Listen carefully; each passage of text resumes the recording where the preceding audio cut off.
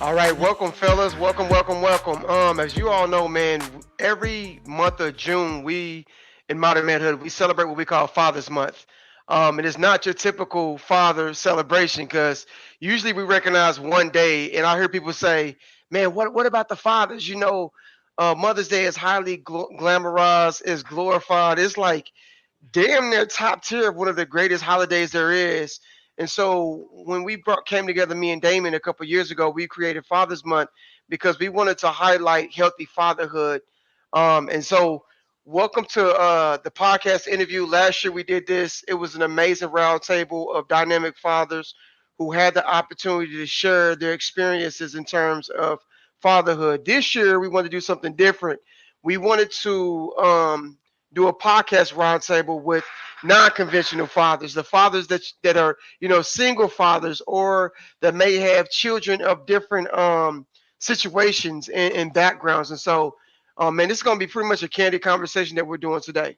We want to welcome you guys, and we want to give a chance for you guys to introduce yourselves. As Donnell said, he and I, we started the Modern Manhood Foundation, which is a nonprofit organization, and our mission is to empower men and other community members with skills and tools to grow and build better communities. And what better way for us to celebrate healthy families, healthy fatherhood by really allowing our stories to be shared, especially when we realize they're not everybody's stories. So welcome you guys, and what we'll do is we'll kind of give you a few moments, a few seconds, go around the room to introduce yourselves and tell us about how many children you have, or something that really is a part of what your experience is as a father. I'll start. I'll tell you, my name is Damon Anthony William, and I have one daughter, and she is 8 years old. Her name is Willow Penelope, and she's amazing. I'm what I like to say is dad from a distance, because my daughter lives in Georgia, and as of about 2 years ago, I moved back home to Oklahoma City. So it's been a different experience for me in really trying to maintain a relationship with my child when there's so much space between us. And so it's a different conversation that I'm finding over the years. So. I'm Donnell Cole. I have four daughters. So I'm a dad's girl, like through and through. Man, I my oldest is 19. I'm about to be 19 actually. I have one that's about to be 17, 16, and then my baby Heaven is about to be 13 here in a few weeks as well. Man, I love fatherhood. I think it's amazing. It's been the most challenging and most rewarding journey. Just fighting to be everything I didn't have growing up to be the best man I can for them has been a highlight. And you know what it is, man. Just trying to do the best we can. Jared. Mhm. So my name is Jared Brewer, and I'm a father of four. Um, I'm pretty much a full-time dad. So I got full custody of my oldest daughter, and I got uh, what, joint custody of my three daughters. But they over here pretty much 50% of the time. So every day it's a new journey. But I love it, man. I'm excited about it. It taught me a lot, to be honest with you, being a father. It taught me so much, and it's continuing to teach me more. But the greatest thing I've found from being a father is just learning new experiences with my girls that I possibly didn't experience as a child with my father. So it's been great. It's a great journey. Christopher McCoy, everybody call me CL. Full-time father of one little beautiful angel. Her name is Cherish McCoy. Like I said, I'm full-time dad, full custody of my child, and it's just been a beautiful journey. The last 2-3 years that I've been learning the process of being a dad. Raising a young little girl by myself. Of course, I have family behind me that's definitely been great to help me out through the process, but I just enjoy every single aspect of being a father. And I salute you guys as well for being great fathers to your children, man, because, just hearing and seeing that we are out here is always great. And I love it, And it motivates me to keep going strong and be a better father. So, yeah. My name is Brandon Haddock. I've got two kids. I've got a 16-year. He is 19. I have a 19-year-old and I have a 9-year-old. Okay. And so my 9-year-old lives with me. I have joint custody of him. week on, week off is the agreement, but he's with me throughout the week and goes with her on the weekends, just because schooling works out better that way. And then my 19-year-old actually attends Langston right now, so Let's go. I know, right? Yeah. So Mhm. it's just been a challenge um, with us being divorced. We got divorced 3 years ago now, and so ever since then, it's just been really he spent most of his time, my 9-year-old spent most of his time with me anyway. And so after the divorce, it just was officially that. And so I've been a single dad these last 3 years, and it's just been one thing after another. And and I didn't really have much to relate to because I had my 19-year-old when I was so young. I Mm, wasn't that involved with him, and so everything I'm going through now, even though I've got an older child, I'm going through for the first time. So yeah, Mhm. it's it's fun. It's fun. yeah. Man, those periods are so important. I know I've been, walking through this journey with Damon, and realizing the mental toll it can take on you because of the expectations of fatherhood. So, what are some things that you've had to do in terms of expectations? Because I know when I'm going through things, I tend to beat myself up a lot, you know. And a lot of us that didn't grow up with fathers, we want to uphold this ideal perspective of this modeled example that I don't want to be what I didn't have, or I don't want to make those same mistakes, or I just don't want to let the family down. So, what are you all doing in terms of expectations and your standards when it comes to transitions like that? I would say come in with no rules, because I mean that's the first thing you want to do is when you come in, you want to be that person that you never had, and I think that's kind of a bad way of coming in, because everybody has their own journey, everybody has their own way of looking at it. Come in with no rules and just learn. I mean, I think the biggest thing is learning in this thing, because you don't want to be too high strung on yourself. I mean, because you still got to be a person, a human being. Being a dad is a high expectation, but you don't want to put too much on yourself as well. But I think just come in, just learn with your daughter, learn with your. I mean, I got all daughters, so I'll say learn with my daughters. And I Hmm. got a seven, like I said, my full time daughter, she's 17. My daughters that I have in the joint custody, they're 15. Those are twin daughters, and then my youngest is 9. So it's been beautiful just learning all of them. I come in with no rules, man, because if I put rules on something, it's kind of they all gonna be broken anyway. So I write down the best things that I've actually learned from the situation, and that's just being patient, especially with daughters. I mean, like you said, Hmm. I never really thought that I would have daughters. So the way that came out, it was just like this is gonna be a good journey. So ever since my daughter touched the earth, it's just been, man, I'm just gonna thrive. You know what I mean? So it's been up from her, to be honest. Yeah. So I mean, to put a little a dot on that. Just I come in with no rules, man. And I just learn from the situation day by day. Yeah, I think you kind of said it great, man. Don't be scared of making mistakes. 'Cause it's going to happen. It's a learning process. There's no handbook, rule book on how to raise your kids. You know what I mean? Because they all have different personalities. They all going to have different, experiences, and it's just how you handle that. And like you said, being patient is definitely key. I see most of us Yeah, have girls, and I didn't say my age of my daughter earlier. She's 9 years old, so all of us kind of got girls that age. It sounds like that, at least that age frame. yeah, But yeah, man. So like, and watching them grow, like I said, just enjoying the experiences and being patient and listening and just being active. You know what I mean? Just being Hmm. active in their life. Just understanding, and as they get older, just grow with them because we're growing at the same time. They have to learn us as well. You know what I mean? We're going through the same absolutely, thing that they're going through, honestly, because we learning, we experiencing. We making up stuff as we go at the same time too. You know what I'm saying? absolutely. So that's kind of just how I do my thing, man. I just go with the flow and just let day by day roll, man. And so far, I'm pretty good. So I guess I'm doing all right. She breathing, she living. So I must be doing all right, Absolutely. you know. Yeah, I love what you said about not wanting to do or to. You were saying that you want to raise your kids like you weren't Yeah. I love what you say because that was my mentality. Was I Yeah. want to do everything my pops didn't do for me. Like I'm gonna do this the right way, and I don't think that was the correct approach. Mm-hmm. Absolutely. Just because, like, I made it all right.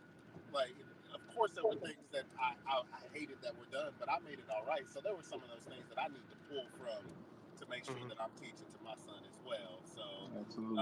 the expectations are so high on myself.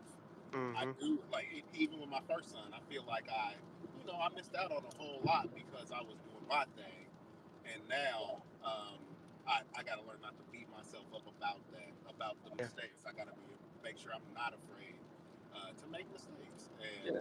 and we'll get it right because, like I said, he's at Langston now, and he's at Langston now, and my youngest son just got accepted in the classic. So like Let's we go. we doing good. There you Absolutely. go. One thing I want to piggyback on that, Yeah. just to kind of, add to that. I always say, like the past, I call it my past instructions. You can always go back to that book and pull from what you didn't like, and just change it. You know what I'm saying? Just because we all. I think failure is actually the best thing in life that you can ever go through. You know what I mean? Because it molds you. It actually makes a new. You can be a new person. So I mean, just we all learning, man. We all human. We I agree kids with too. that. I agree. Absolutely. Exactly. Yeah, I agree with that 100,000. I want to say something about expectations because, especially as men, society has, it trains us to have such high and perfect expectations for how we show up as the definition of manhood, right? Mm-hmm. But what we really need to understand about expectations, because then that takes us down on the other end of the spectrum. Then we say, well, I'm not going to have any expectations because it's better that way. Expectations are normal, right? They're normal for everyone to have. And when I think about how expectations give us trouble is because either we're going to have expectations no matter what, especially personally, and they're going to depend on the culture we're in and what stage of life we're in.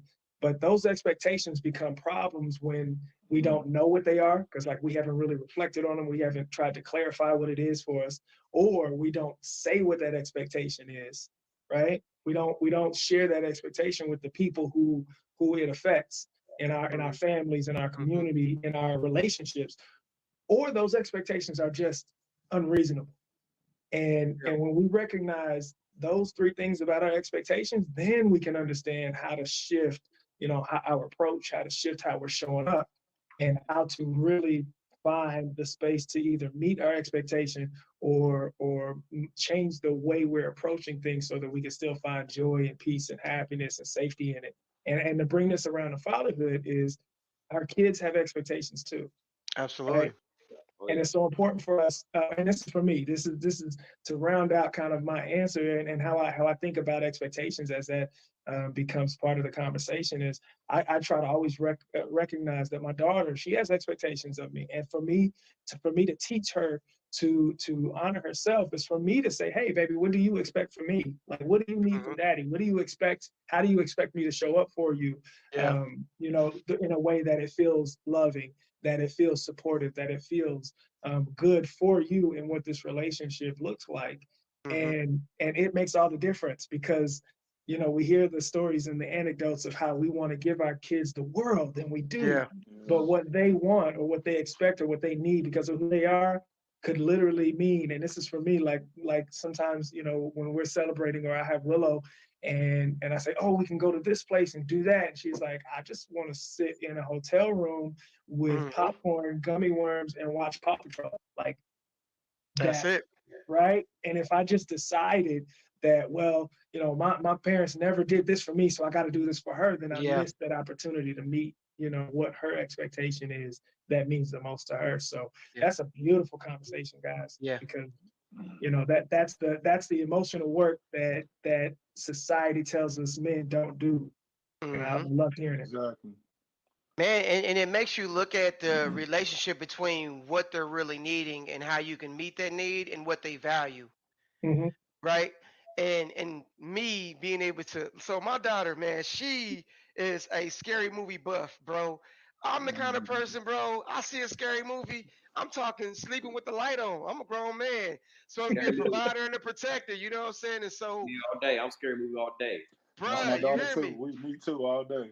Yeah. Man, so I had to do this with my girls and say, okay, down there, put yourself to the side just to share in their world and to get to know them and explore a whole different world with them. And it's beautiful. Play Roblox with them. It's just stuff that's so differently, man. I had a conversation with my dad last week because he's learning, he's growing, he's being open emotionally. So he's had to learn new things now, and it's been a beautiful journey that's allowed me to be more forgiving and more compassionate, especially with these girls becoming teenagers. I'm in the trenches right now. Like everybody got their teenage stories.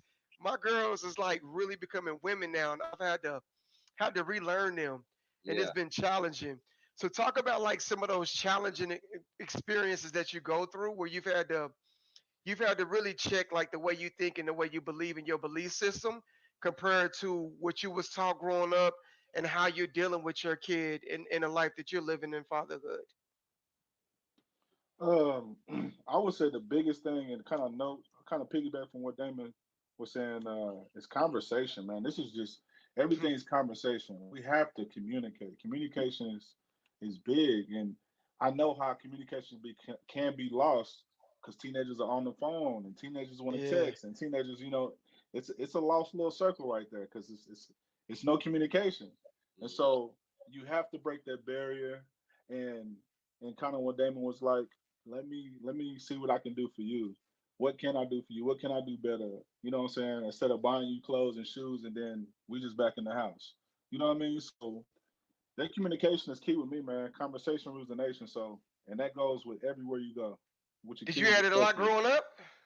Did I have a lot of conversation growing up? Y- No, I didn't have a lot of conversation growing up. I grew up in a single parent home with my mom. I never talked to my dad. And then when I Yeah, did talk to my dad, I didn't know how to hold no emotions. You know what I yeah, mean? So because he was never there, I didn't know how to communicate with my dad. Mm. And so now I make sure I communicate as much as possible with my daughters, even if it's with the small things, not to even be overbearing, but just to make sure we have some kind of clarity. You know what I mean? If that makes any sense. Yeah. understanding. I think mine, with my situation of my daughter, I think the growing process that we had to go through. Just a long story short, my daughter, I got my daughter like full time, going on 3 years, and it was kind of a situation where she came over. You know, me and her mother used to have a great co-parenting relationship, and different things in her life, situations happened where, um, she just couldn't be there for her as much no more. And I pretty much took full, well, not pretty much, I did. I took full responsibility of everything with her. And that transition for my daughter on the nightly, going to sleep and, asking where mom is and crying for mom, and uh, her schoolwork declined, her energy, her activities declined because she was depressed. You know what I mean? Yeah, When you have someone in your life for 6 7 years, and then it just yeah, happens so fast, and just a transition so fast to like what happened as any of us. You know what I mean? yeah, It's a brutal situation, and just having to go through that process of holding her at night, and, holding her, yeah, and trying to figure out what to tell her, because at certain times, kind of like, okay, now I don't know what else to say to her. You know what I mean? It yeah, just on the daily, okay, she's this, or she's over here, yeah, or she's sick, and I just couldn't keep doing it. You know what I mean? Because it was getting too tough, and she over here looking at me like, "What's really going on, Pops? Like, come on now, like, these yeah, kids, they too smart. They ain't stupid. I think she yeah, was asking me questions to see if I was lying still. You know what I mean? Uh, yeah, but the growth in the love that we had to start, because like I said, I'm a traveling musician, yeah, so my life honestly had to do a 360 as well, because I couldn't go on the road no more like I used to. I couldn't go on these tours no more. I couldn't just stop and be like, hey, I got to show so and so. I got to do, produce something over here. I couldn't do that no more. I yeah, got this kid here every single day in my face. You know what I mean? And it wasn't yeah. like that before. So now it's like, okay, so both of our lives is having to do a 360 Change. change. So we both just started, like you were saying earlier, brother, communicating and started talking to each other and just kind of really the bond that grew out of that. I think, like I said, I know God makes some mistakes, and during that process, man, it was just like the best thing I honestly think that ever happened to me. You know what I mean? Because it slowed me down. It made me open my eyes and realize, yo, I used to be, like I said, I used to be gone a lot. And I'm not saying I wasn't in her life, in the present, I wasn't the presence of her life. I was, but I wasn't there like I should have been because of how my travel and my music was going and stuff. So it slowed me down for me to be able to realize, wow, this is you know what I mean. This is my daughter. This is somebody who I want to see every step of the way now. So it was an experience to really slow me down as well and keep me going on the journey. And it's been great since then, man. So That's beautiful. I love it. Yeah, yeah, and it's man, y'all said some good stuff, man. Communication is key for me because I didn't have that opportunity to communicate with my dad. Like it was a dictatorship, man. Like he said what you did and you did it or you got whooped. And that was it. And so like now I try to make sure that my son has the space to at least question what I ask him to do so that we can have a conversation about it so that he understands why I'm asking him to do what I'm asking him to do. And it doesn't just jump straight to, well, do it or you get your tail whooped. Like, Hmm. and and I think that's so important to make sure that our kids have a space to have that communication Hmm. to just kind of submit what they or their understanding of all situations. Um, I told y'all not recently divorced, but divorced. My son is now an only child. He was Mm. not good at being an only child. He had Mm. brothers that they could play with, like that. It was such a transition to where like he wants to get out and play, so dad's got to go be that. And Yeah. before, dad just needed to supervise the other kids out there having fun, and now he's got nothing to do because it's just him and me at the house. Yeah. And so it was a learning curve there. Like I had to kind of adjust what I was doing. Like you were saying, you couldn't travel for your music and all of that. I Yeah, couldn't go in the room and relax after work. I have to understand that, hey, Noah needs some attention too. And I got to go out there and give him that attention. So Yeah. whether that's us out there playing basketball, whether that's me driving him down to the community center so he can go play with the other kids, like just anything, just to make sure that he is taken care of. That's dope, man. yeah, yeah. That's super. That's like when they say you at work and you can go to work and keep that energy up, keep that same energy when you come home. You know what I mean? Yeah. Right. I wanted to piggyback on what CL said though, man, because I have my story is pretty much relatable too as well. As I got my daughter when she was 3 years old, and that was the hardest transition for me is actually like being in her life full time and understanding her emotions because you know what I'm saying. It was 3 years old is a huge difference for me. Like kids are used to what they used to. You know what I'm Right. saying? So Yeah. it's kind of hard to break that wall and that barrier and understanding. I think that was the hardest thing for me, like, because I couldn't understand what she wanted and what she needed. And Mm. that was so difficult. Like, it was so difficult because you're trying to relate, you're trying to understand. That's like a hard wall to break. But once I broke it, well, my daughter's like crazy smart. Like she's so smart. She's got her first job. She passed her driver's test first time. She passed her metro test first time. Like she's very intelligent, but it just takes that wall, man. It seems like it'll just be night and day. Man, it's not. You know Yeah, what I'm Yeah. saying? yeah, It's not, man. It's a roller coaster for sure. And I think showing up for the purpose of being love, even when it doesn't seem like you're getting the right response. Yeah, Because we raised to be so performance based when it comes to love. There was times whenever like I was out with my first daughter because I was doing ministry a lot, so I was gone a lot, and I had to sit home with my baby, and she wasn't used to being around me. Was the most uncomfortable feeling in the world. But have to be like, okay, you can't run from this, bro. You got to stick it in, and just stick through until man. and learn it and be willing to deal with the uncomfortable emotions that comes with that those transitional periods of Yeah, life. And I'm so grateful that I did because, man, I see that a lot, man. Just it's not just with fathers, but we do take on so much, and we're not mindful of when we're about to implode or explode, and we have this emotional fatigue that almost happens where we're there, but we're not there, you know. And so being able to show up and be like, man, I just got to be here just for the sake of really being here because they need that, even when I'm not getting the response that I want. And I'm so grateful for that. Jeremy, I know you in now, bro. I'm gonna bring you on. So tell your name, the kids. I know you got a bunch of kids. You got the tribe of Israel. Um, dude, I'm gonna say this dude has taught me so much about fatherhood as well as his dad has taught me a lot about fatherhood. I want to say again, I appreciate y'all being on here with us, man. This is going amazing. I'm pretty thrilled about it. Thank you. I'm Jeremy Morgan. I was a father of three boys, and they are now, one just graduated college, one's in college, and I have a 16-year-old who's with me right now, actually. Yo, Moved my son out of OU right now, so I'm kind of limited on what I can do, and the phone's probably going to die on me. So I'm really sorry for only being here for a short time.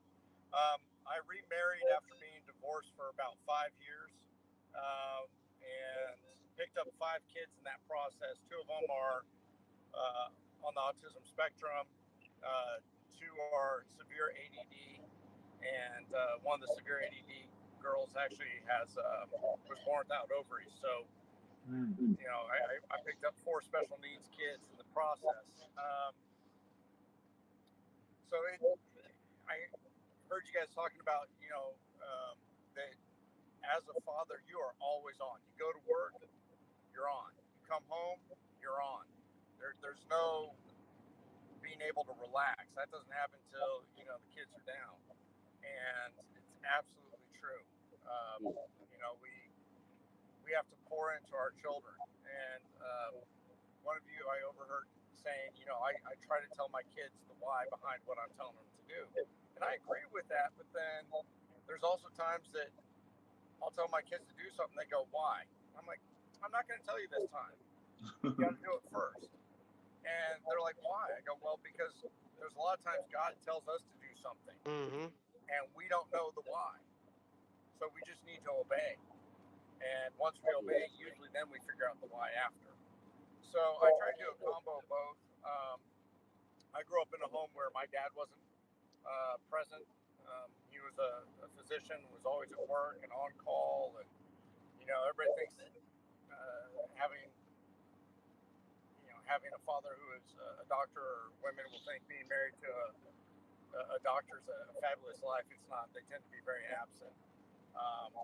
And they've been trained really, a lot of us as men, we get into our careers and we're really trained well at our career.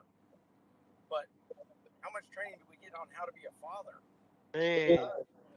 And so because men are risk takers, we're more likely to take the risk of succeeding at something, take the risk of doing great at work. But because being a father is so much riskier, we tend not to invest the time into it, or at least a lot of guys do. They don't invest the time into that fatherhood, and teaching their sons and daughters how to face this world. And the other thing that's kind of near and dear to me is, a woman, her love for her children is very inner focused, and so they tend to, it's all about each other, and it's about unconditional love and acceptance. But a father has that same thing, but then he also will spin the child around and go, hey, that's the world out there, and it will beat you. It will put its boot on your neck and hold you down there unless you're willing to fight. And so you need to be prepared, and you have what it takes. It's our job as men to tell our boys, especially, you have what it takes to be a man. You have it. You do not need to prove that you're a man. All you need to do is prove that you're mature. And if we do that, our boys will be less likely to see who can hit the hardest and throw the farthest and sleep with the most girls and and drink the most, because all they have to prove is their manhood. Or I mean, they don't have to prove their manhood; they just have to prove their maturity. And having a group of men come alongside you and alongside your son, or alongside you, as you tell your son, "You're a man. Now go prove your maturity," really, really helps. Oh, yeah. We don't have that here in the United States. We don't have that rite of passage. Yeah. And I think that's something that is valuable. So those are kind of my 2 cents. Well, Love it. thank you Love for it. that, bro. Love it. Yeah, man. Salute to you, bro. Absolutely. What manhood looks like is taking it all on, right? And I love what he said about some of the differences between kind of maternal love and nurturing versus paternal love and nurturing, because for us as guys, and especially as fathers, turning our children to see the world and training them and helping them to see the world and learn how to navigate in the world is such a big part of our experiences, right? And I don't think we talk enough about that, because that premise guides so much of how we relate to our kids. It's the reason that we're such risk takers when we're with them. We're even from the beginning, we're willing to throw them higher. We're willing to let them climb the trees and let them skin their knee and let them do the things that feel riskier, right?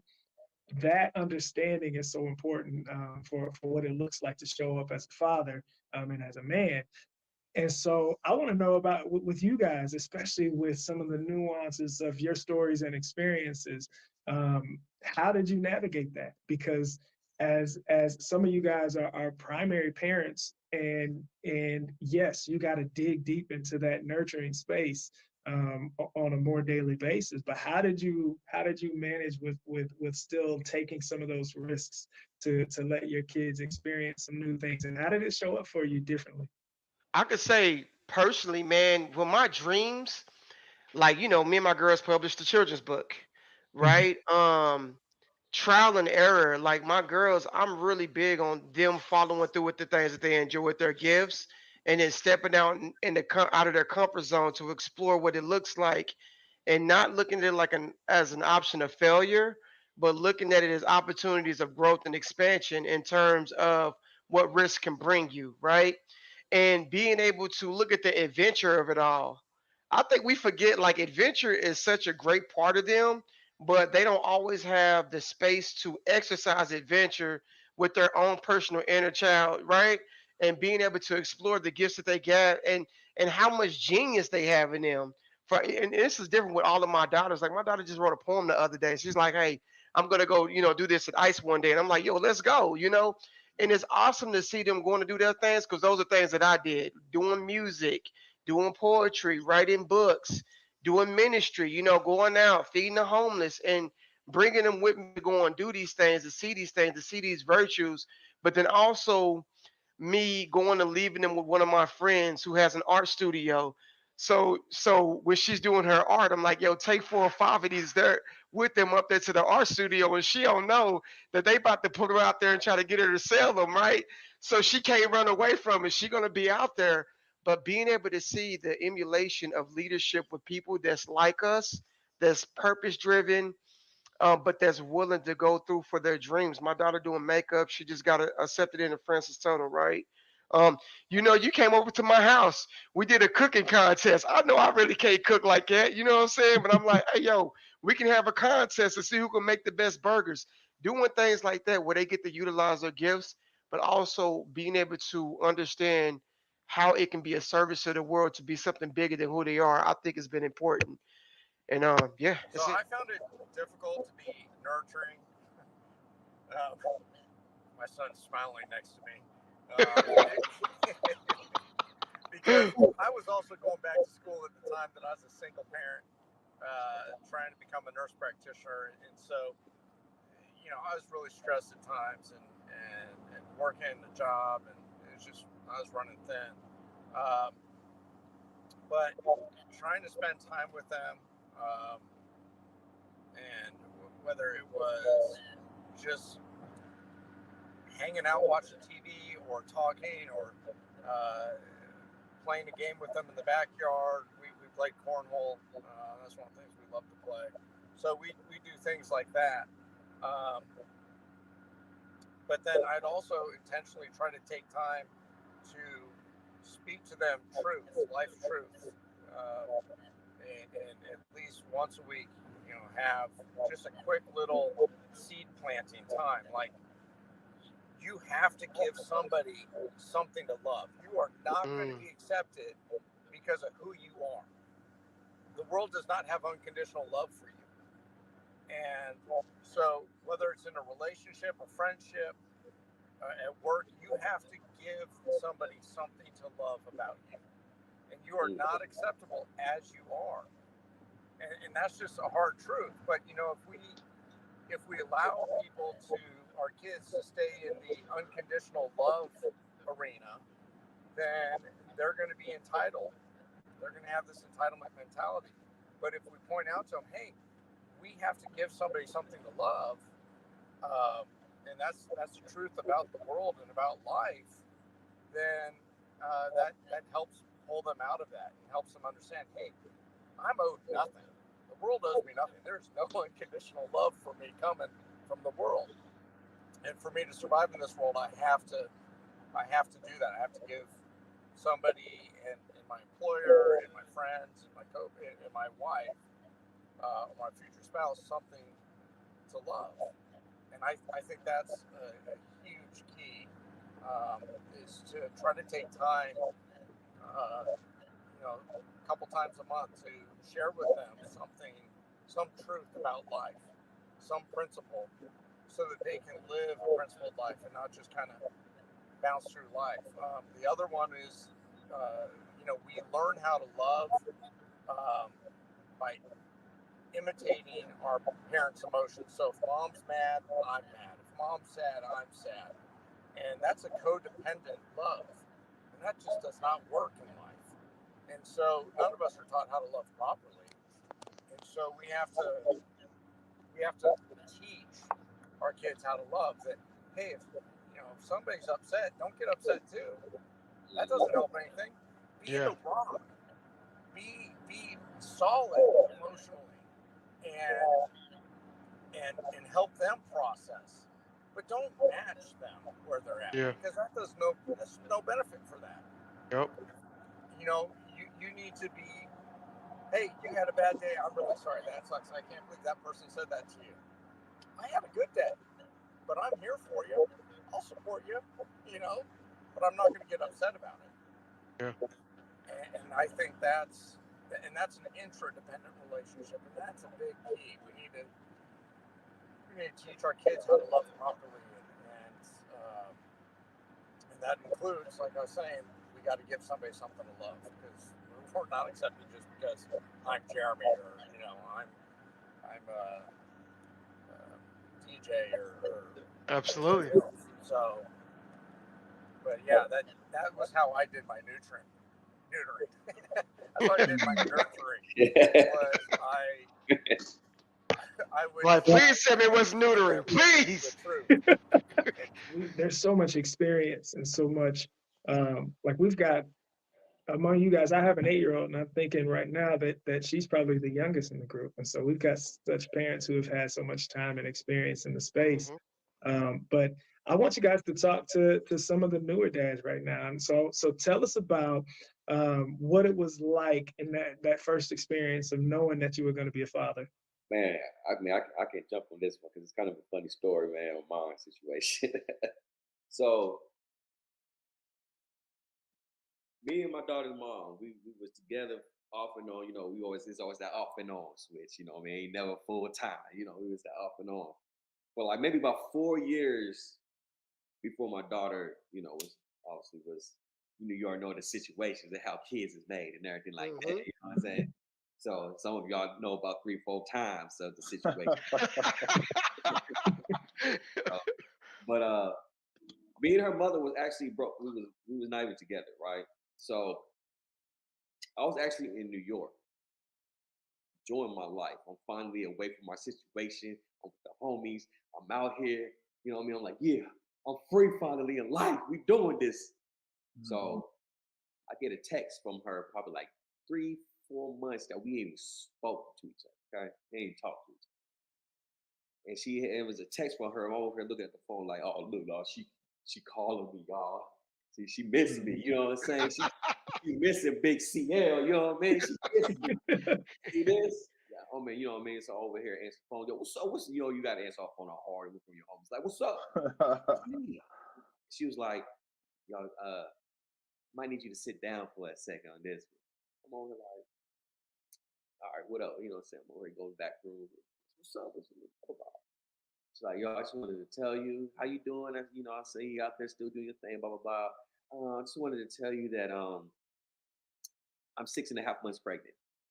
Whoa. 6.5 months pregnant. So in my mind, I'm over here thinking like, okay, I ain't seen you in months. First of all, I wouldn't think you're going to say that long. So I'm over here, we got to do the calculation. -4 divided by 3, plus 2. Okay. The time frame it was on point. It was on point because I kind of remembered. I was like, yeah, it's on point. So I actually found out, well, I had become a father in like 2.5 months, not knowing she was pregnant or any of that stuff. You know what I'm saying? Wow. Had no involvement with her no more, none of this stuff. You know what I mean? And it was like that quick of a switch that happened for me. Because at the end of the day, I was thinking, my life is over. I can't believe this happened. Blah, blah, blah. This with this woman. Oh, man. Oh, you know what I'm saying? Just going through those mind frame experiences and stuff. So it was just like a quick situation for me on how I found out I was about to be a dad, man. You know what I mean? Like I said, I was living my life. I was single. I was just having a great time. And 2 months changed in 2 months. I was buying diapers and formula. You know what I mean? In 2 months. So it was a crazy experience, man, for me. But like I said, it's kind of funny how the situation happened. Thought I could share that little thing with y'all. CL said he sound like Usher on Confessions. What? How you know? Stop playing. I'm gonna call you back. I'm gonna call you back. That's crazy. I promise. I brought calculator out and calendar. I went back. I said May. Okay, September. I was calculating, boy. And the dates matched. It matched. All of a sudden he doing algebra. This X I was plus 2 told that equals. Listen, you heard me? it's interesting because like hearing that part of your story, CL, my story, my part and my experience in really realizing that we were going to have a little one was the exact opposite, because I had been married for a couple of years. We had moved. We had and I'm a planner. And so when she, my wife at the time was talking about having kids, oh, well, I need to get this in line. I flat out said, I don't want to have any kids until I got a house. I need to have my own space so that we can do what we want to do here the way we want to do it. And so literally up until the dates of conception were planned, right? And yet having all of that laid out, right before we were like, all right, now we're going to start trying. I was like, yeah, I need an extra couple of months. I need a little more time for this, that, and the other. And well, I lost that battle. Yeah. Because we got pregnant really quickly. And even though all of my planning, all of, the comfort of my marriage and the comfort of being able to provide and my career felt good, it still left me with this realization that as a father, I had no experience, very, very, very little relevant and appropriate experience in that space because of the things that I didn't experience growing up. And my grandfather, who yes, he was amazing for us and my family, but he was my grandfather. He wasn't my dad. And he was, you know what I'm saying? He wasn't in the house with us. There wasn't as much of that space. And he's a very stoic guy too. So I feel like I joke that I never saw his face until I was 17, because then I was tall enough to stand up in front of him. And so But like, it's interesting because I know that a lot of guys, you know, we're expected that like many other spaces in life, we should be prepared, and so we should be good. Like everything should feel in control, and that's not the case. And I think every time we hear about our friends' stories about becoming a dad or learning they're going to be a father, it always comes with that extra feeling of unreadiness or a little bit of anxiety. Did some of you other guys have any experiences like that? So I come from a huge family background. Like all we family. Like everybody, my aunties and grandmas, every Sunday, family. So Yeah. when I found that I was about to have a child, um, it was just more like, hey, all right, I'm ready. You know what I'm saying? This is what I signed up for, so I'm ready for it. But she went through the experience where she wanted to have an abortion, and I was just like, hey, I'll take full responsibility. I'll take my child. Like I won't. If you do that, I won't let you do it on my watch. You know what I'm saying? So it was more of a, I'm used to family, like, and I know even if I have a child, I got family that's gonna help me. So it was never more like a scarcity thing for me because I knew exactly what I was doing. I knew when I was having a baby. I never had no accident baby. You know what I'm saying? So now when I had twins, I was shocked when I knew I was having twins. I was like, hey, I didn't sign up for this. Hey, but the same experience. Like I got twins. It was always like I was just prepared. Like, and I don't know why that's always been on me. Like I've always been driven. Like I'm prepared for this. I'm prepared. Like it was, I never had no get ready. It's gonna happen. That's how it was with me. So it was exciting for me. I never really looked at it as a burden. You know what I mean? It was just that experience of, dang, is she really gonna go through with this, or we're gonna have a baby? So that was kind of most scariest, weirdest situation for me because I never encouraged it. You know what I mean? Yeah. So other than that, man, I was always excited.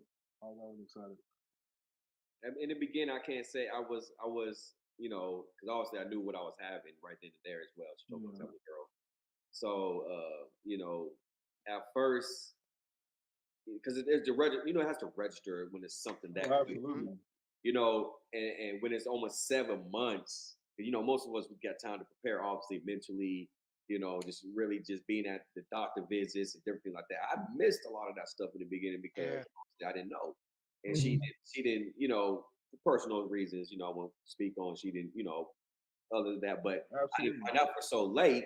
You know, I had to register it so fast, and you know, it's kind of like she was already here, you know, because she was already she was here pretty much already, you know what I'm saying? So, but after just finally sitting down and breathing, and my friends had to wake me up real quick because I passed out, you know, you know, and I was having a little girl, man, and I'm not gonna lie, man, that instant motivation just slapped me in the face. Yeah. You know, I was ready to go back home. I went back to OKC, came back home. First place I hit, I started looking at little girl clothes, like, oh my Yeah. And I mean, what what makes this conversation very, very great is because everybody's experiences was different. Experiences is great to hear because everybody's is different, bro, and that's totally agreeable, man. I would have been caught off guard. I would have passed out too, man, and woke up and passed out again. Bro. You know what I'm saying? Like, how old were you, CL? So you gonna have me throw my age out there. So we're gonna be doing that again, huh? No, I was 29. I was 29 years old. Okay. She'll be 10 this year. So she'll be 10 this year. So I was 29 on my way to be 30 years old. So I was planning on having no children at this time. You know what I'm saying? I was like, of course, I wanted kids at one point in my time, but I thought honestly she was the one that I would be having kids with. But you know, and it all happened like it was supposed to happen. Like I said, obviously, you know what I mean? So I'm not mad about it. But yeah, I was about to be 30 years old, man, before I had mine, man. And so yeah, so now y'all can math my age now. I'm over like, let me do the math. I think that's a good question though to ask how old you were. I was to be honest with you, I was 20 years old when I found out and I had my baby. You know, I was just touching earth, man. I was young, bro. So, I think I was 25 maybe. and the light still hadn't come on because I was still doing the most in the streets. You know, I thank God for grace and I thank him for patience because there's so many times I was like, okay, my kid is here. I can't be hustling no more. But swear to God, I had like this big meat in the back of my like, we got to double up, we got to bubble, we gonna flip. You know what I'm saying? Yeah. We in these streets heavy. You Hey, know, those factors hit you, bro, when you ain't got it like that, and then you know you got to raise man, a whole human being out here. It's like, okay, wait a minute. I'm So still now, raising so myself. I got to work. Is what you're telling me now? Okay, Yeah, I can't slack off not one bit. So yeah, bro. Exactly. I think about that. I'm like, damn, how am I going? And that's what I was thinking. How am I gonna raise a kid? Like, I'm still growing as a man. I haven't quite even figured out like what a man really is, you know? Like I was raised in so much like scarcity or scarcity growing up. Like the idea of building, you know, a life, you know, beyond the environment that you was raised in. And now fast forward, seeing how different my kids are, like the music they listen to is different, you know. Taking my daughter to go see Melanie Martinez. They like rock and roll and country, and you know they're just so different from the environment that I grew up in, which is it's just dope. So I just want to ask that, like, when did the light come on for you? Because I think the light didn't really come on for me to maybe 27, 28. And that's when I was like, okay, I got to take on a new aspect of my being because I don't want them to ever have to go through the things that I went through. I can answer both of them because I had two completely different experiences. Mm. With my oldest, I didn't find out about him until he was 2. And so I got Oh, protected in the mail. Like, I wow, remember my grandmother was there with me when I opened that piece of mail. He said, "Bro, you on child support?" Wow. What? man, listen, I've been there before. Yeah, yeah.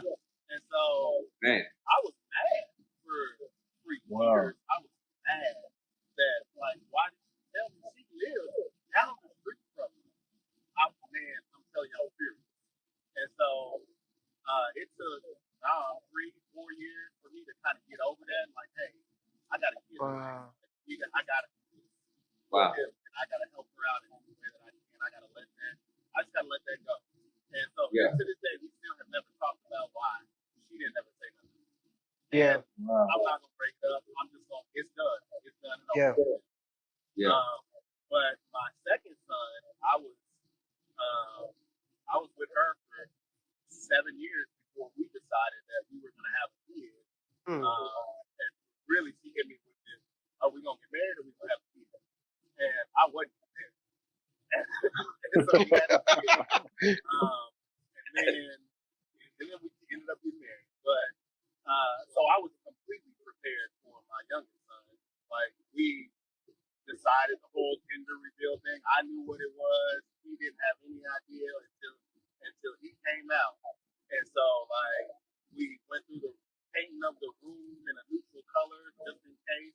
Like, oh yeah, all of that. So I, like I said, I'm two opposite ends of the spectrum. Wow.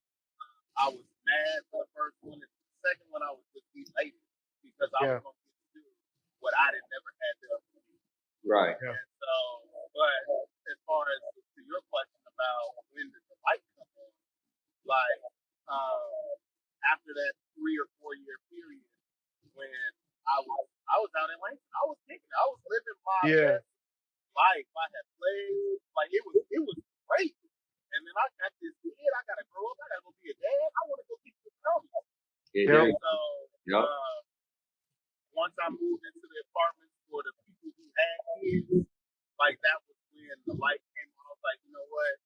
I gotta make sure that I have a place for my son. I gotta make sure that I can provide for my son. I gotta make sure that I'm gonna be a man. I had never thought about what Yeah. even is a man. Like, I ain't got to worry about that. I ain't got no kid. I ain't got nobody to keep that. Yeah. And so yeah. It took about 3 years. What was I? 22, 23, something like that, before the light actually came on. God, Hey, man. you gotta go be a man. Hey, I want to He ask. was out there. He was out there wild out. God threw a flag on the play. I want to ask you though. I want to ask you about, like you said, you was mad. What made you more mad though? Like, because I know that was hard. Like that's a lot. But what kind of made the anger? Oh, I think he froze up. it froze on the, yeah, it Okay. froze. Did you hear my question? You broke up a little bit. What'd you say? Yeah, I was saying, like, I know you was like, when you found out, like, what made you angry? Like, more like she didn't tell you, like, dang, like, this is crazy. 2 years old is crazy. Yeah, I thought mom was crazy. Yeah, so it's a little bit more story because she was a year ahead of me, and so she graduated high school. But I was still going into my senior year. Technically, I had a son, and I had heard through the grapevine he was pregnant, and I was like, "Well, shoot, I'm gonna nip this at the bud. I'm gonna go ask her." And so I asked her, said, "No, I'm not pregnant. Nothing to worry about." Okay, cool. And then so like I let it go, and then 2 years later I got the papers, and I was like, Oh my. So you know, so I Yeah. was just pissed off that we could have, like, because I'd have been there. My family is not about letting nobody. Absolutely. Yeah. So like we would have handled that. My life would have been a whole different way, but we would have Exactly. handled that. And like, yeah, so I was just pissed off. That's crazy. Like, why would she want to tell you? Like, that's insane. Wow. And I think 'cause there's so much guilt and shame that comes around it, you know? Like our culture, and it's not just our culture, but I guess you could say probably it is this preparation, the way we perceive it when it comes to and being that young and having the kid, even the idea of him saying like freedom, right? So on your royal oaths at that age, it's like we're living now what we see to be what is pertinent to manhood. It's chilling, right? It's not much a big responsibility, but when you have this decision, it's not only the image of how you perceive publicly, but it's also the idea of how this is going to change other lives. And I don't think we place the emphasis on just the idea of having a kid. Like you see Sierra, how he looked. Like this, Yeah. these are life changing. This news, bro. Absolutely. I've been served before. So like I was working a job and I got served, right? There was a chick I was kicking it with in high school, and she got pregnant, thought it was mine, and then she turned around and said it wasn't mine. And then 6 years later, I got served after I got out the military with same thing. I had to go take a test, and I thought this kid was mine, bro. I'm talking back pay child support, every single residence I lived from Japan to San Diego, all of the information to find out that the kid wasn't mine. You know, but I remember getting the news and being terrified, like, Yeah. whew, you know what I'm saying? Like, what do you do in situations like that? Because you really have to show, you have to make a choice to show up. And every people don't answer the call. Some people don't answer the call, and it's understandable. Yeah. Yeah. Yeah. It's crazy to hear how many guys have had that experience. I was newly married for a couple of years. We had the house, and the baby that I told you we all planned was here. She was about 3 months old, and I opened a piece of mail that said that I had a 6-year-old son, Oh, wow. right? And it's nuts because that kid existed before I even knew who my wife was at the time. Could you imagine her experience of having to sit down and have that conversation? Woo. And and so we did the DNA test, and this was someone that I knew that I was with her when I found out she was pregnant sometime after our very random tryst in college. And I remember I went back and I'm like, I asked her when she was pregnant if it was mine because it didn't seem likely, but she said no. And now 6, 7 years later, I'm getting summoned. Um, and so the experiences that we have, it turned out that the child was not my kid. So that was that, but that was a whole experience that you can't take back, right? Yeah. Right. That conversation, that experience, that time that is spent in limbo of what ifs was something that I had to go through myself personally, but also with a wife and a new baby whose life that we were creating was possibly upended and changed, and it's an experience that we don't often talk about much because okay, once it's passed, we're done and we're gone. Yeah. But Brandon, I love to hear that when you talked about your experience of being able to really explore what forgiveness looked like, to let that go Yes. enough to really focus on being the dad and the man that you knew you needed to be. That's what I want to hear about. Like, what was it that that let you get to that space? Because some of us don't get there, and that's why a lot Man, of men don't show up for their kids. They don't show yeah, up because they can't get past what that hurt was. That was a part of just that learning about that experience. How did you do that? Because some people need to hear that. yeah, Yeah, and so it was like we talked about at the beginning. My goal, if I was to ever become a father, was to do what my dad didn't do for me. And so I was gonna be there for my kids. I was gonna show up to all the events. I was gonna do it all. And so I knew that I wasn't doing that for the first 5, 6 years of his life, and part of that was because of me. Like, yeah, yeah, it screwed me out of the first two, but going forward, like I could have been there. I was supposed to be there for his first day of school and all of that, and I didn't do that because I was mad. Like yeah, I couldn't just do that, and so Yeah. it took self reflection, and I had to sit down and really my grandma, because when I shout took out to grandmas. yeah, yeah, when I took those child support papers to my grandma, she said the first thing she said, she didn't ask who. She said you need to go move your money because I had just got my first refund check. So she and she was like, Smart so now, grandma. yes, so now what you gonna do? And so Mm. when she hit me with that, so now what you gonna do? Like I had to sit down and I had to think about it. And yeah, I was mad for a while, but eventually, like those words came back to me. So now what you gonna do? Yeah. And so I had to go be a dad, and really like being a dad is the best thing that I do. And like I can't think of any other thing in my life that I do better than being a dad. And I'm Preach. the oldest child, and so I've always had to take care of people. And so taking care of my son, that was natural for me. And I needed to make sure that he knew that I was there. And that was just my goal at the end of the day, was to make sure that he knew that I was there. Perfectly said. You know, I think about that. I think about like sometimes we don't realize the toll and the people that have to pay for the grudges that we hold. Mm. You know, it's the unforgiveness, and although it may be justified to a certain point, someone else has to pay for it, and it inflicts more harm and more pain and more rejection and more resentment. You know, and it's you know it takes time to process, but it's sad that I know some people that got generational resentments and generational grudges. You know, just dealing with that. Talking to my dad and his father not being around for him, and he has this empty void that he's seeking to fill with all these other things. When it's like, man, being able to forgive yourself, I think is important too, because you have to get that just so you can be able to give it to your son and show up for him as well. And Yeah. I think that sometimes we don't forgive ourselves, man, Mm. for Yeah. the decisions that we make. You know, Yeah.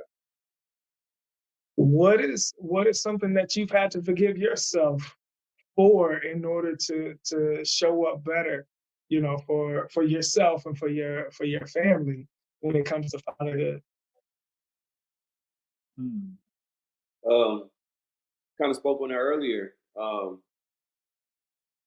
Realizing my career is not as important as in sorry as in important as being there. Um, Earlier during her life, I always was there. I don't want to make it sound like I was not there, because I was there. Through everything, always being present in her life. I just wasn't full time there watching her grow like I should, because I was too busy making my moves out on the road, and just still trying to make a living for myself as well, to take care of my daughter. But I wasn't front and center for her like I should have been. And I just had to realize when the situation happened that, like, man, I miss quite a bit of good things in life, man. And just from videos, it's not the same. You know what I mean? Getting sent some videos and showing you what you missed right in yeah, front of you. It's cool to see, but it's like, dang, I missed that. You know what I mean? yeah, And I had to realize that my career is definitely important. Don't get me wrong. We gotta feed our family. We gotta eat. We gotta make a living for our children too. to have a living one day, as they get older. But I just really focus on being okay. I gotta really be a dad. I gotta start cooking. I gotta start, you know, um, showing up to everything. And now I'm the biggest cheer, dance, gymnastics, swimming dad in the world. I'm like Spike Lee at the games. You know what I mean? Just because she sees she hears the presence, she sees I'm the loudest in the room. She know Pops is there. But so it's just I just had to really focus and realize, man, like this music stuff is cool, it's dope. It's getting me some love, but the love that I get from my daughter is a whole different field, man. So I really my time I don't go nowhere as nearly as I used to go. I want to make sure I'm home for her. You know what I mean? So yeah. I was gonna piggyback on that. Pretty much, I think as being an adult, I hate hearing I'm grown. I'm grown. That gets taken away. That gets out of context a lot. Like basically living for the weekend. You know what I'm saying? I used to go out a lot. I used to, be out all the time and kick it at the club, but then still come home and like, dang, my kids is here. You know what I'm saying? Like, what am I really doing? So really to click back in and get back in gear and stop living for the weekend, that's almost just not being there. That's Yeah. just like that's the same thing. You know what I'm saying? Like you basically go kick it all weekend and you come back damn near intoxicated. You know what I'm saying? Yeah. Like so really the biggest thing for me is being on sobriety. It was the hugest thing for me because I mean, who wants to get chin checked with a felony? You got kids at the Yeah. house. You know what I'm saying? Yeah. So I had to change, and I thank God I never had to be in a situation like that. So that was huge for me, man. That was the biggest blessing for me is just actually stop living for the weekend and kicking it all the time. And I still was here all week taking care of the kids. I still made sure they ate on the weekend, but it was just like, bro, sit down. You know what I'm saying? Like, chill out, man. Like, hang I out got with the kids. You know what I yeah, mean? I got a quick little story on that too, man. This actually was crazy. This actually happened yesterday. So one of my good buddies from high school, he had his 40th birthday party yesterday, right? And his wife sent everything out. We RSVP April, end of April, so we had like 3 weeks ahead. You know what I mean? Whatever. And my daughter, she had a dance recital at 6 o'clock yesterday. 6 p.m. His party started at 7 p.m. All my friends. This is gonna be bigger than our class reunion because all our friends are gonna be there. Who didn't come to none of my really come to reunion no more. You know what I mean? So, but all the friends are gonna be there. So I called my pops and everything. My mom's like, yeah, you know what I mean? The homie, he still got a big old 40th birthday party tomorrow with the woo. You know what I'm saying? And my dad was like, yeah, that's what's up, man. Look like you're gonna have to miss that, huh? I'm like, what you mean? He's like, church got that dance recital at 6 tomorrow. And I'm over here, like, you know what I mean? I'm over here like, so y'all can't go and keep it for me and do that. He's like, that's your child. That's your responsibility, my guy. You know what I'm saying? So I'm over here thinking to myself, I'm gonna turn to a 16-year-old like, listen, y'all never do nothing for me. y'all love me, okay? But I had to realize, my dad basically was saying, man, look, I understand, there's a big party, all your friends and family gonna be there. I'm sorry that her mother's not right there, not present and things like that. But we got plans that we made that we doing. And we ain't about to drop it because your child has a recital and things that you need to make. Absolutely. And just understanding those sacrifices and things like that. See, that's why I miss my grandma because I would have called her quick. She'd be like, "Baby, just bring it on over. Just bring it on. Just bring it. Don't say don't. Just bring on over." That's why I miss my grandma because that was a time where I could just hit them and tell them my mama. You know what I mean? But just those sacrifices that we still have to make, as you were saying, as adults. Being grown don't mean nothing. You know what I mean? Don't mean nothing. We still got to be fathers. We got to be we got to skip things that we want to do and all the time. You know what I mean? But then my mom did call me yesterday. Was like, "We'll go ahead and keep it still like that." Duty calls. Yeah. So I went there till 8 o'clock. My mom held down for me and got to go to the party. And I was turned up with the homies and stuff. You know what I'm saying? Yeah. You know, That's dope. awesome. I want to thank you guys for really joining and sharing some of the realities of what fatherhood looks like, especially when it's outside of the usual, two parent, 2.5 kid households, because Yeah. your stories matter too. And I think one of the things that I'm hearing a lot about this conversation is that there's a lot more relatability um, than we might think. And there's a whole lot more trial and error and growth and figuring it out. It's not as simple and as easy as just protect and provide. And I want to shout out to you guys and all those dads who are showing up, for our families the best way that we can. Because in the end, that's where it starts and what grows from there. Last words that you guys want to share of encouragement or some insight from your space from brothers or even other family members who really need to see you and to understand that this is how we grow together. What are your last words of advice or insight that you might want to share as we log off? My last words for everybody: stay strong. You guys are doing great. I'm happy to meet some true superheroes today, man. You guys have some really, really good stories and continue to do great things, man. Absolutely. man, likewise, brother. Just hearing you guys' stories and experiences, and like I said, that motivates me to be, an even better father. You know what I mean? And just knowing that, like you said, superheroes don't have to have a cape. You know what I mean? Nah, man. Our kids look up to us, and for us to give them that superhero ability is the Absolutely. best thing that we got going, man. And like I said, salute you, brothers, man. I'm proud of y'all.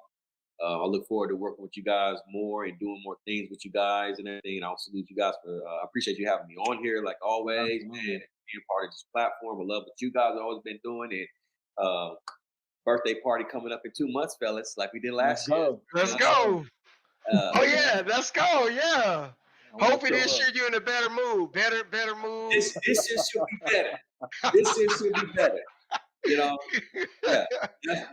My birthday is actually July 20th, the same day Jake Paul Mike Tyson fight. So I'm gonna actually have a nice little Oh, that's Oh, dope. man, that's have a gonna be dope watch big. party with a lot of food and stuff that night. So you already know you guys are invited. All You right, know we'll what be I mean? there. Yeah. We'll We'll get be there. details, of course, later on down the line. But yeah, I look forward Hey, to I'm gonna show Make up. sure, make sure your daughter don't have a recital at 6 p.m.